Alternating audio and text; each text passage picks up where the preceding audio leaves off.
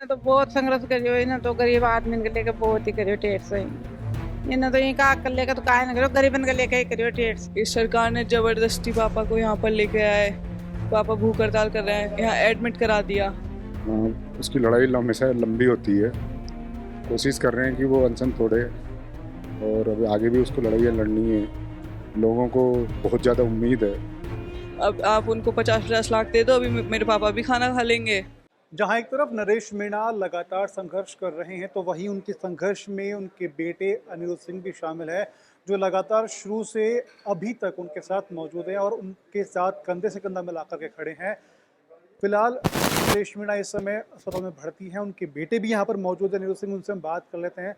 अनिरुद्ध लगातार पिता है, शुरू से संघर्ष कर रहे हैं, आपने काफ़ी गौर से उनको देखा है, अनशन उनका लगातार जारी है और पुलिस ने उनको यहाँ पर लाकर एडमिट करवा दिया।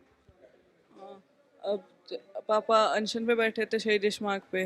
उन बच्चों को जो झालावाड़ में स्कूल हादसे में जिनकी मृत्यु हो गई, उनको न्याय दिलाने के लिए अनशन पे बैठे थे। पर इस सरकार ने जबरदस्ती पापा को यहाँ पर लेके आए। पापा भूख हड़ताल कर रहे हैं, यहाँ एडमिट करा दिया। इस सरकार को मेरे पापा की अगर इतनी चिंता हो रही है कि मतलब एडमिट करा रही है और हॉस्पिटल में ला रही है, तो इससे अच्छा तो उन बच्चों को न्याय दे दो। अब आप उनको 50-50 लाख दे दो, अभी मेरे पापा भी खाना खा लेंगे। हमने तो अगर बात करें कि शुरुआती दौर में एक दिन का मौन व्रत था, उसके बाद उन्होंने अनशन शुरू करा और उसके बाद फिर उन्होंने अपने जल का त्याग भी कर दिया। तो पापा ने अपने पापा को समझाया नहीं कि पापा इसमें कि आप अगर ऐसे आप करेंगे तो आपकी तबीयत भी खराब हो सकती है। हमने समझाया था, लेकिन वो नहीं खाएंगे खाना। तो बच्चों को न्याय नहीं मिलेगा तब तक नहीं खाएंगे। लेकिन आपने उनसे ये भी बोला कि जब तक अगर वो हेल्थी रहेंगे, उनका शरीर अगर स्वस्थ रहेगा तो आगे जाकर लंबी लड़ाई भी है वो लड़ सकते हैं बच्चों के लिए। अगर अभी जैसे पापा मान लो भूख हड़ताल नहीं करते, नॉर्मली अनशन पे आंदोलन करते, तो शायद सरकार मतलब जितना अभी थोड़ा बहुत ध्यान तो दिया, जैसे हॉस्पिटल है, मतलब सरकार की नज़र तो है पापा पर शायद वो तब नहीं होती अगर अनशन नहीं करते तो। और अभी पापा का अनशन जारी है, बच्चों को न्याय नहीं मिलेगा तब तक जारी रहेगा। जैसे तमाम नेता हैं, शुरुआत में तो हनुमान बेनीवाल वाले बाकी नेताओं से भी बातचीत की थी कि आप आकर समर्थन करो। अब जब वो 5 से 7 दिन बाद निकल चुके हैं, अब वो अस्पताल में उनको एडमिट करवाया गया, उसके बाद तमाम नेता है वो लगातार उनसे मिलना आना शुरू हुए हैं। हाल ही में प्रहलाद गुंजल हैं, वो भी उनसे मिल के गए, आपसे भी मुलाकात हुई है, क्या कहा? उन्होंने तो पापा को सलाह दी है कि मतलब अनशन को तोड़ दो, खाना खा लो, वरना पापा के लिए अच्छा नहीं है। मतलब डॉक्टर बता रहे हैं पापा मतलब अंदर से ऑर्गन्स फेल हो जाएंगे अगर ज़्यादा दिन खाना नहीं खाया। ये पापा के ड्रिप चढ़ रही है। ड्रिप तो मतलब ये खाने की पूर्ति तो नहीं कर सकती, खाना तो खाना ही होता है। तो आप एक बार फिर से कोशिश करेंगे कि आपको दादाजी यहाँ पे हैं, दादी यहाँ पर है, आप फिर से कोशिश करेंगे कि पिता को आप मनाने की कोशिश करेंगे कि आप खाना खाइए, क्योंकि खाना अगर आप खाएंगे तो इस लड़ाई को और लंबा हम ले सकते हैं, कुछ नई प्लानिंग के तहत, नई स्ट्रेटेजी के तहत आप लोग इसमें काम कर सकते हैं। हम तो मतलब पापा से तो यही कि पापा खाना खा ले, लेकिन वो ये सरकार न्याय दे रहे उन बच्चों को। अभी के अभी खा लेंगे, 50-50 लाख रुपए दे दो, अभी पापा खाना खा लेंगे। चलिए, शुक्रिया अनिरुद्ध आपका बहुत बहुत। हमारे साथ मौजूद हैं नरेश मीणा हैं, उनकी माँ भी यहाँ पर मौजूद हैं, क्योंकि कहते हैं कि माँ सबसे बड़ी होती है। उनको अपने बेटे का दर्द है वो हर तरीके से या किसी भी कंडीशन में पता लग जाता है। माता जी, आपका बेटा है, आपको खैर मालूम तो ही, लगातार वो विरोध कर रहे हैं, अभी अस्पताल में भर्ती हैं, क्योंकि आप माँ हैं, आप खूब भी जानती हैं कि बेटे का दर्द क्या होता है। जानती हूँ मैं, 3-4 दिन हो गया उसकी सुनी थी जिसन की रो रही हूँ, मेरा बेटा रोटी खा ले के जान उसको समझा के सरकार सुन भी के समझ में समझा रोटी खवा दे। मेरा जीव घबरा घबरा जाने से हुआ। अभी तो बस वो बच्चा के लिए कर रही हो तो कोई के लिए कर ही ना रही हो। तो सरकार को उसको ये करनी चाहिए ना, सरकार को भी। आपने बात करने की कोशिश करी, इनको समझाया कि बेटा खाना खा ले, क्योंकि इस तरह से अगर लगातार विरोध करेगा तो फिर खुद की तबीयत भी खराब होगी मैं तो बेटा। कह रही हूँ से पण खा मान भी आलो अड़ रही हो तो से। सरकार लगातार बातों को सुन नहीं रही है, आप सरकार को क्या बोलना चाहेंगे कि आप सुनिए बातों को, क्या करें? मैं तो यही बोला भाई ये करो काहे का जी को वो को पीसा दियो बच्चा को और इस पर से हटा दो। मतलब जी, आपने अपने बेटे को काफी समय से लंबा संघर्ष करते हुए देखा है, क्योंकि पिछले काफी समय में भी वो जेल में रहे। इन्हें तो बहुत संघर्ष करियो, इन्हें तो गरीब आदमी के लेके बहुत ही करियो टेट से। इन्हें तो यही का कर लेके तो काहे ना करो गरीबन के लेके ही करियो टेट से। हाँ, आप यहाँ पर मौजूद हैं, पिताजी यहाँ पर मौजूद हैं, बेटा यहाँ पर मौजूद हैं, तो किस तरीके से आप उनको देखते हैं कि क्या वो समझाने की लगातार कोशिश कर रहे हैं, क्या बात लगता है वो मानेंगे आपकी? मान जाएगा अब सभी केगा तो माँ कह रही हूँ से भाई तू थोड़ी तारा शरीर को ध्यान रखा सरकार तो वो ज्ञान दी सरकार तो कहीं सुनी ना रही यही तो। चलिए शुक्रिया आपका, बहुत बहुत तमाम जानकारी है उसको देने के लिए। और उसके साथ में अगर बात कर लें तो नरेश मीणा के बड़े भाई यहाँ पर मौजूद हैं। सर, लगातार नरेश हैं, संघर्ष कर रहा है काफ़ी समय से, आपने देखा है पिछले पहले 8 महीने जेल में रहे, फिर वो बाहर है, उनकी यात्रा निकली, फिर विरोध किया बच्चों को लेकर के, फिर 1.5 महीना जेल में रहे, अब बाहर आए, वापस से विरोध शुरू है। अब कंडीशन ये है कि वो आईसीयू में एडमिट है। हाँ, उसकी लड़ाई हमेशा लंबी होती है। कोशिश कर रहे हैं कि वो अनशन तोड़े, और अभी आगे भी उसको लड़ाइयाँ लड़नी है। लोगों को बहुत ज़्यादा उम्मीद है, तो एक तरफ सरकार अपनी बातों पे अड़ी हुई है, और उनको बीच का रास्ता है, कोई तरीके होते हैं तो शायद उनको बात करनी चाहिए, एक सम्मान देना चाहिए था। हम अगर बात करें तो कि बड़ा भाई एक पिता के समान होता है, पिता यहाँ पर मौजूद हैं, अगर हम ये कहेंगे बड़ा भाई भी एक पिता होता है, आप भी लगातार उनको समझाने की कोशिश कर रहे हैं, ऐसी क्या बात है जिसके कारण से नरेश इस बात को मान नहीं पा रहे हैं, वो अनशन को नहीं तोड़ पा रहे उसका जज्बा बहुत ही वो है, मतलब उसको चेंज करने के लिए आज जैसे माता पिता आज आए हैं। मैं 2 दिन पहले यहाँ पहुँच चुका था बॉम्बे से। मैं बॉम्बे में अपना बिजनेस करता हूँ।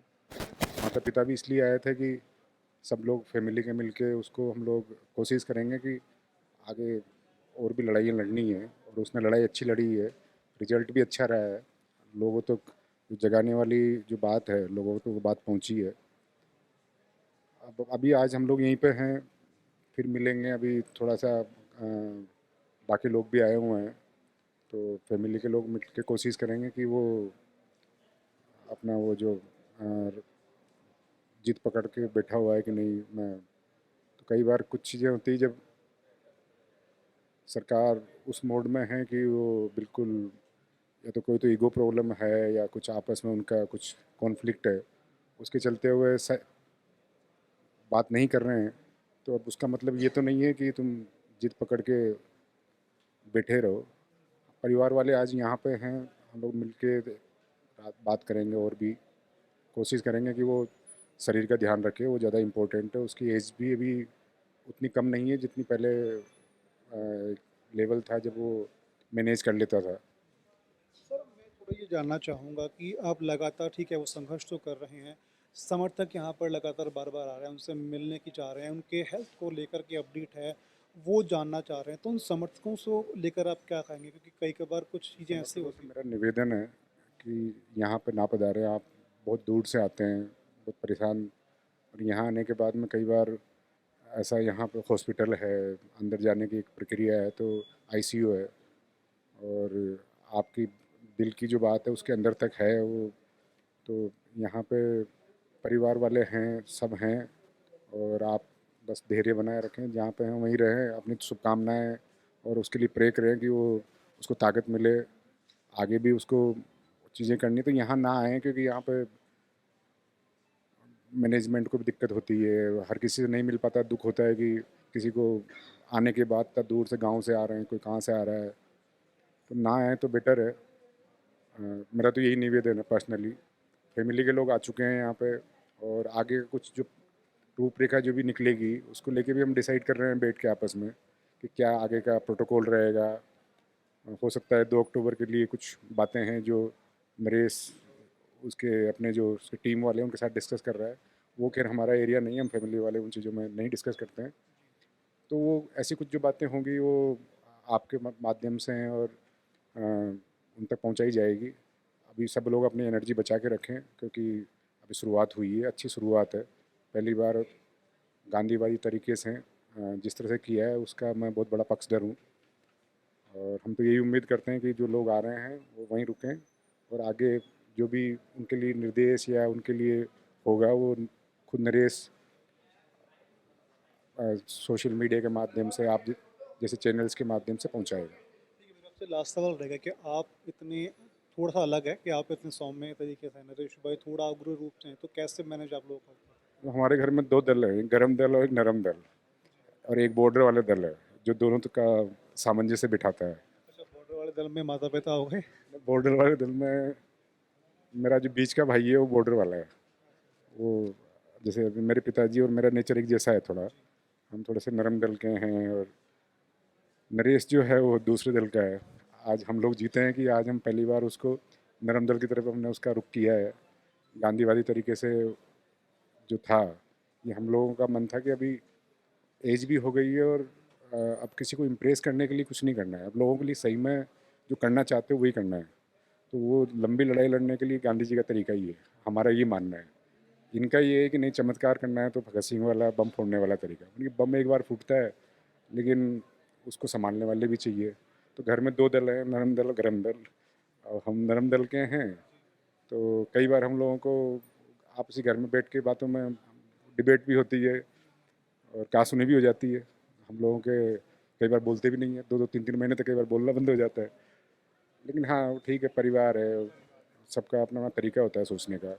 नरेश, चलिए सर, बहुत बहुत शुक्रिया आपका, आपने तमाम जानकारी है वो दी है। तो ये थे नरेश मीणा के बेटे, उनकी माँ और उनके भाई से हमने बात की, और वो लगातार कोशिश कर रहे हैं कि नरेश मीणा अपना अनशन है उसको समाप्त करे और आगामी समय के लिए रणनीति है उसको तैयार करने में, क्योंकि अगर हेल्थ रहेगी तो आगामी तरह की रणनीति है, आगामी समय की रणनीति है, उस पर काम है वो कर सकेंगे। वीडियो जर्नलिस्ट दीपक शर्मा के साथ रौनक पारेख, पंजाब केसरी टीवी, जयपुर।